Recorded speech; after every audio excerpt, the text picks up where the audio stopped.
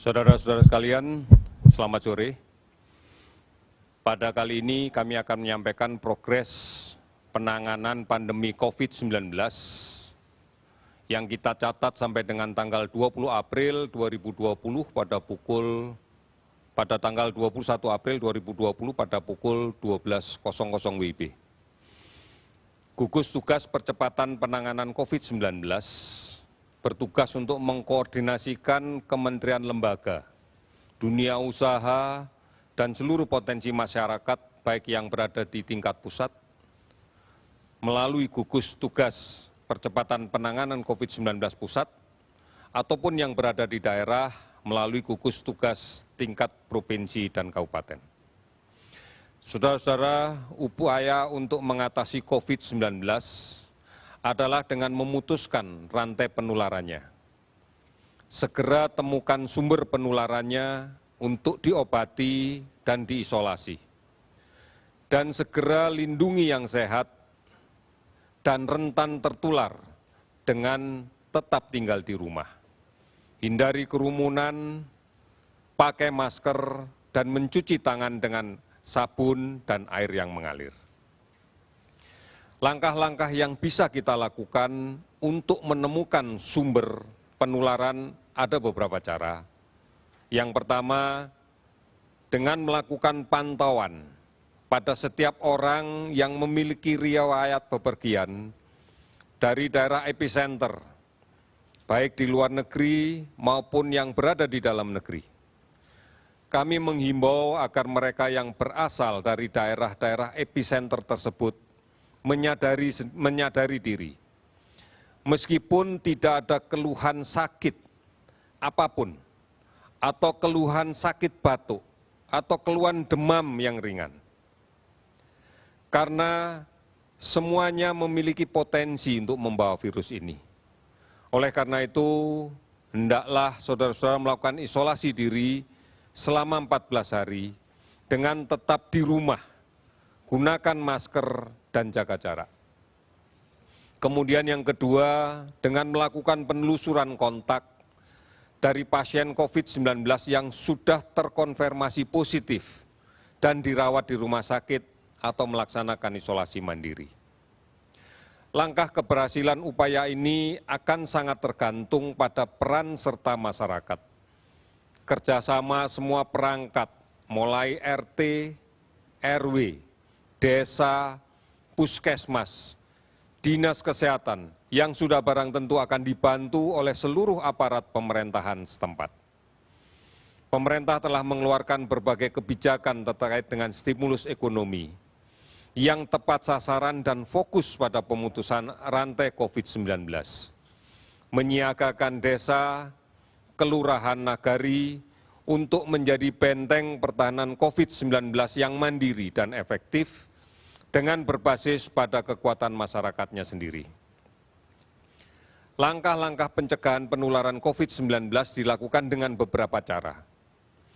Yang pertama, tetap tinggal di rumah. Kita tidak pernah tahu siapa orang yang di luar rumah yang membawa virus. Banyak orang tanpa gangguan yang tidak bisa kita bedakan dengan mata biasa. Oleh karena itu, gunakan masker jika terpaksa keluar rumah dan batasi waktu di luar rumah. Hindari kerumunan orang. Jangan naik kendaraan umum yang penuh sesak.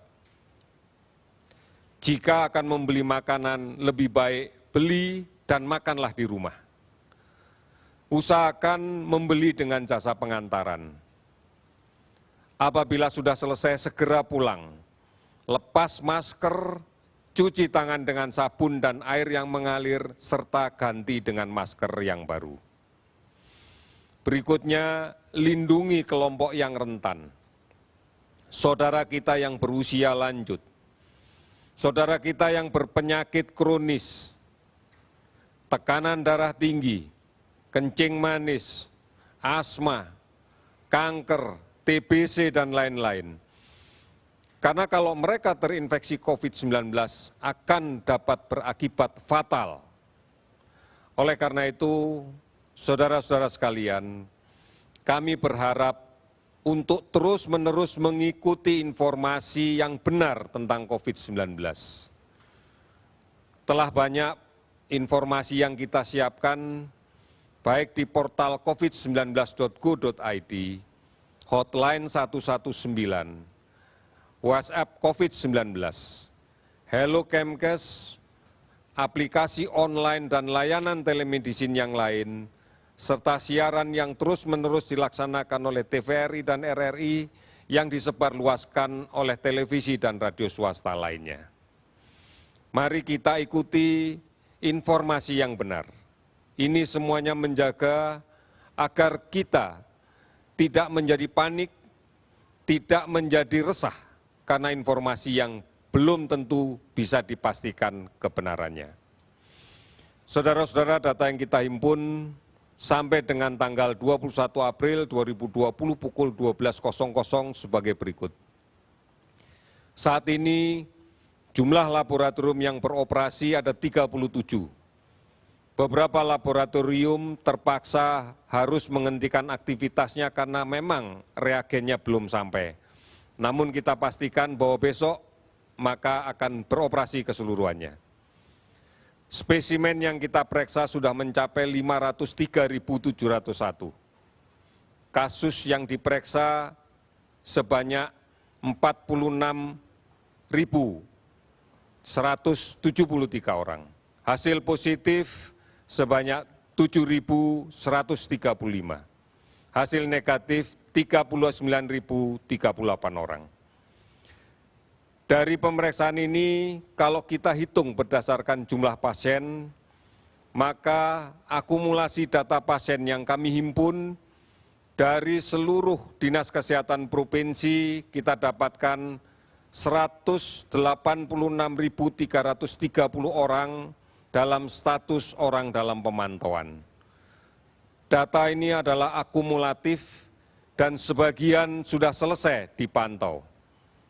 Pasien dalam pengawasan sebanyak 16.763, ini adalah data akumulatif yang kami kumpulkan dari Dinas Kesehatan seluruh Indonesia. Angka inilah yang kemudian akan kita jadikan prioritas untuk pengecekan laboratorium. Konfirmasi positif yang kita dapatkan sebanyak 7.135 orang. Kasus sembuh 842 orang, kasus meninggal 616 orang. Seluruh provinsi telah terdampak. Kabupaten kota yang terdampak meningkat menjadi 257 kabupaten kota. Jika kita perhatikan sebaran pasien sembuh, di DKI sudah ada 286 orang dinyatakan sembuh, tentunya dengan kriteria klinis, membaik, tidak ada keluhan, serta pemeriksaan laboratorium sudah dinyatakan 2 kali pemeriksaan negatif. Jawa Timur 100 orang, Sulawesi Selatan 73 orang, Jawa Barat 75 orang, Jawa Tengah 51 orang. Apabila ditotal dengan keseluruhan provinsi yang lain, maka jumlah sembuh adalah 842 orang. Rincian yang kita dapatkan adalah sebagai berikut. Pada hari ini kita dapatkan 375 kasus konfirmasi baru, sehingga total menjadi 7.135 orang. Kasus sembuh bertambah 95 orang, sehingga total menjadi 842 orang. Kasus meninggal bertambah 26 orang, sehingga jumlahnya menjadi 616 orang. Saudara-saudara, mari kita berpartisipasi secara aktif dalam penanganan COVID-19 ini melalui cara memutuskan penularan COVID-19 ini. Pastikan kita, keluarga kita tidak tertular. Dan kita pastikan saudara-saudara kita yang kemungkinan tertular tidak menulari ke orang lain. Tetap tinggal di rumah. Ini adalah jawaban. Mari kita sebarluaskan dan kita laksanakan penggunaan masker. Maskerku melindungi kamu, maskermu melindungi aku. Hargai dan bantu upaya-upaya mereka yang melakukan isolasi mandiri. Jangan didiskriminasikan pasien COVID-19 yang sudah sembuh. Keberhasilan membendung penularan COVID-19 akan sangat mempengaruhi beban perawatan di rumah sakit. Karena semakin banyak pasien yang dirawat di rumah sakit, maka beban ini akan semakin berat. Beban kita untuk menurunkan jumlah yang sakit semakin berat. Dan beban kita untuk mengurangi yang meninggal karena COVID-19 akan semakin berat. Oleh karena itu, marilah kita bergotong royong dan bersatu melawan COVID. Dari pusat sampai ke daerah, sampai ke desa, sampai ke RT, sampai ke RT, sampai ke keluarga. Tetap berada di rumah, produktif di rumah. Waspadai ancaman demam berdarah. Pada periode ini adalah bulan-bulan yang secara klasik pada masa-masa pancaroba terjadi peningkatan kasus demam berdarah. Apabila ini kemudian terjadi bersamaan dengan infeksi COVID, maka angka kesakitan akan semakin meningkat. Dan akan terlihat kecenderungan penderita COVID yang meninggal adalah pada usia yang masih muda. Oleh karena itu waspadai demam berdarah. Lakukan pemberantasan sarang nyamuk di rumah kita bersama keluarga kita. Untuk menguras dan membersihkan tempat penampungan air. Menutup tempat penampungan air. Menyingkirkan atau mendaur ulang barang bekas yang dapat menjadi tampungan air. Saudara-saudara, bentuk kerjasama inilah yang dibutuhkan. Bentuk saling tenggang rasa inilah yang diperlukan. Mari kita menjadi teladan untuk menyelamatkan keluarga kita. Mari kita menjadi teladan untuk menyelamatkan tetangga kita. Mari kita menjadi teladan untuk menyelamatkan lingkungan kita. Hanya ini cara yang bisa kita lakukan untuk menyelamatkan bangsa kita. Oleh karena itu, kami yakin bangsa kita yang memiliki jiwa gotong royong, yang memiliki jiwa tenggang rasa, pasti akan mampu melalui cobaan ini. Dan sejarah sudah membuktikan itu. Oleh karena itu, yakinlah kita pasti bisa. Dan kita akan mampu melewati semua ancaman ini dengan semangat gotong royong dan bersatu. Sekian, terima kasih, selamat sore.